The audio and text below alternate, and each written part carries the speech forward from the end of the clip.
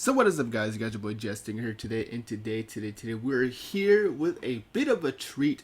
Today we are finally here to take a look and give my honest thoughts on NieR Automata, the end of YorHa edition, which is the Nintendo Switch version that was finally ported over to the system itself, which is absolutely insane. I know a lot of people have been wanting this game to come on the Switch, and it's great that it's finally here.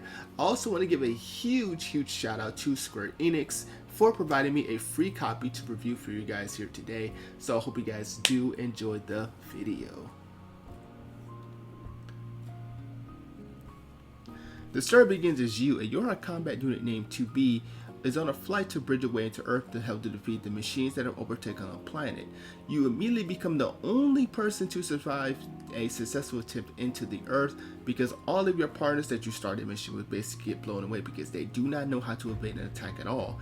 After some fighting of the machine-based enemies, that you quickly begin to have a companion on your side who is called didnt, who is a recon unit, and he's going to be there for the bulk remainder of the game, where he is going to be the one that is going to be providing you with some tips. He can also help aid you in combat and stuff like that. I will say it right now, what I said about NieR Automata in the opening part of this video is very surface level. The story gets much deeper, and I really just hope that people can get the chance to experience that, because it's not as simple as you may think that it is. It's not just what you are primarily assigned to do, it gets much deeper. Now let me give you a little bit of an example here, because since the game is a little bit older, I am a little bit more lenient to what I can and what I will spoil about the game. This does happen very early in the game, so it's not really like I'm spoiling too much here. But let me go ahead and give you an example. Your main mission as 2B and didnt is to eliminate the machine life forms that have overtaken the planet. This is made very clear within the first few minutes of the game. However, you quickly learn that some machines are just basically passive rather, and they don't attack you, and they want to try to live their lives as normal human beings, displaying proper emotions, becoming things like parents, even though they don't really have a quote-unquote child. They try to do things that are humanly, and you have to ask the question, why would these machines do human things when they're not human to begin with on a basically desolate world? The Earth that's displayed in NieR Automata is basically destroyed. There's no modern city to go to, there's nothing there, but they still try to make the lives seem like they're a human-based life form instead of a machine-based life form. You can even see these things where they're displaying proper emotion when being attacked by saying things like ow, or being angry when 2B shows up because she is a YorHa unit that has disposed of some of the machine life forms that they may have had friends of. You don't necessarily know, and you have to scratch your head and wonder, why are these machines acting humans to begin with? What is that about? And that's what I love about the storytelling in NieR Automata. The director, Yoko has given us basically this wonderful gem to dig deep in. That's what I love most about these type of games and these type of RPGs, when they really dig deep and they really split the story into multiple layers so that you can understand everything about what goes on the game. And I really do praise the story for its wonderful telling of this game, because it's not as simple as go to Earth, beat machines up. It's very different. As soon as you play like a couple hours into the game, you're like, that doesn't seem like they're a real issue at all. What seems to be the problem? You just don't know. You don't know until you dig deeper and you understand the motives of who's really doing what's really with who.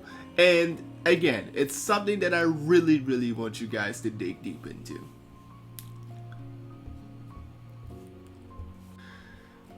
The combat in NieR Automata in the Switch version is incredibly solid, which is actually, well, surprising. I thought there were going to be a little bit of input lag, because remember, the Switch is not the most powerful system out there. This has been well documented time and time again, but it still does its job fairly well as a console. I do think the Switch is very slept on when it comes to what it can and can't achieve, but it does achieve playing this game very well. I had literally no issues with button commands. It felt as smooth as I could want it to be, and the controls were solid. They were very responsive, and I had no real issues. Also, combat in this game is very fast paced and fun to deal with as well. While you have your standard attacks, your heavy attacks, you have cool evades that can chain into air combos. There's a lot of cool things that go on with the combat of this game, and it's very fast paced. So I do love those type of games where the story is just like go straight in, beat them up, and do what you gotta do, get some damage and stuff. So I do think the combat is pretty good. And now I'm gonna split this time to say what I thought about the Switch port itself. It's good. Very good. It shattered all of my expectations of what I thought the game was going to be. To be honest, I thought there was going to be some performance issues because, well, a lot of people have asked for this game to be on the Switch, and we have to wonder, why did they never put it on the Switch? Was the Switch not powerful enough to handle a game like NieR Automata, Persona 5 Royal, which is coming later this month, by the way? We always had that question whether or not Switch could handle these games because of the systems that they come from. And I will just say this, Switch handles NieR Automata very well. I had no issues when playing this game, whether it came to combat, whether it was cutscenes, general movement from place to place, or just even just understanding the controls. Everything felt fine. Even when playing in portable mode, I felt the game was still running at a great enough point to where I wouldn't complain about performance. And that is something that I do have to give incredible credit to Square Enix for.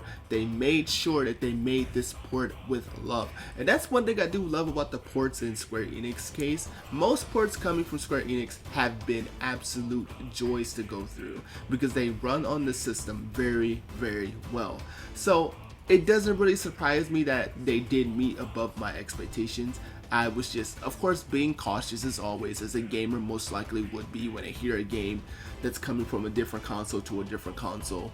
You would basically have a little bit of suspicion, but all my suspicions were immediately cleared, and I will be the first one to admit that, well, I was probably worried for nothing because the port of the Switch version was great. Now let's talk about what I loved about NieR Automata. Man, everything really. Like, if I'm really being honest, NieR Automata is one of those games that you really can't find too much wrong with. There is one thing I will talk about that I didn't really like about NieR Automata itself, but everything that I've really gotten to dig into when it comes to NieR Automata, I liked. I liked the combat. I liked the story.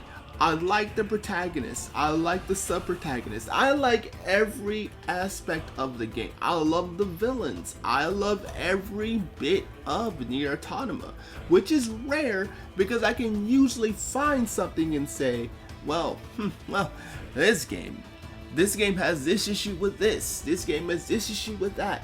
But when I got to play NieR Automata, I was like, oh no. This is a goated game. I see why this game has had such success and it has so much support coming from the numerous mobile games that I've played that have had a NieR Automata based collaboration. I see why these type of games get this type of love. I see why Persona 5 Royal even gets this type of love, because these are type of games that have such a wonderful telling and wonderful impact on the gaming scene that live forever. This is going to be one of those games that is going to go down like 20 years later and we guys are in our old seating chairs and we're like, remember that game NieR Automata and what a wonderful story that game was? And we're like, yeah man, that game was crazy. Like, it's one of those type of games. It's like, it's insane. It's very, very insane how good this game was. I normally don't gush over games like this, but NieR Automata is one of those games. It's one of those games that scales very high on the eyes list. It's just that good. It's just that good of a game. The one thing that I didn't really like about NieR Automata is the many endings of the game. While I'm completely aware that a lot of these endings are joke endings by Yoko Taro himself, there is one thing that I definitely want to make clear here. I don't like that there's 26 different endings, but I understand why, because it's kind of a mad play on the mind. But my biggest issue with the endings is how they're achieved. Some of these endings are completely random and you have no idea how you're actually getting the ending themselves unless you consult some type of guide, which you probably should be able to because this is an older game, so you should be able to do that. However, some of these endings, if you're a first time player, are just completely random. Like for example, there's one that happens very early in the game and you're not particularly sure why you got that ending to begin with. You're basically like, oh, this happened, then you get a super fast sweep of the credits and then you're right back at the title screen and you're like, wait, what? That was an ending? Huh? Now, I can see that this kind of turns off some first-time players because they're like, well, I don't like really being played with like that. But I liked it. I kind of liked it because it's like, ha, God, you got me, game, you know. But I just don't like that it's so many that you have to get if you really want to get the full completion aspect of the game. There are some endings that are true endings to the game, like actual endings that the credits go by you smoothly and you're like, okay, cool. But for the most part, most of the endings are kind of joke related and you're kind of just like, oh, well, that happened. But anyway, there's that. As I said before, this is a wonderful port to the system and my final thoughts of the game. If you're a main series Nintendo holder and you've never had a PlayStation or Xbox console and you've never played NieR Automata, I would 100% recommend that you do pick up this game. This game was excellent to play from start to finish. So I do think that you definitely want to pick this game up and kind of fill in with the story so you can finally experience that effect of NieR Automata. Heck, I would even recommend if you've already had the game and you want to pick it up again. It's that good of a game. You can probably use it as an opportunity to maybe say, well, I had NieR Automata, but I put it away or I sold it to someone. You could probably get the game again just to go down memory lane to experience the game all over again, because that is something that you could do. But of course, that is your wallet, your choice. But I really do think you should pick up the game regardless of where you stand on it, because this can help you get ready for the future anime that's going to come out. And yeah, so if you want to give this game an opportunity, feel free to do so. I do think it's a wonderful game. And again, I want to give Square Enix a huge thank you for providing me a free copy of this game just so I can share my thoughts with you guys here today. And again, I'll see you guys next time with another one. Make sure you guys like, comment, and subscribe. See you guys next time. Peace.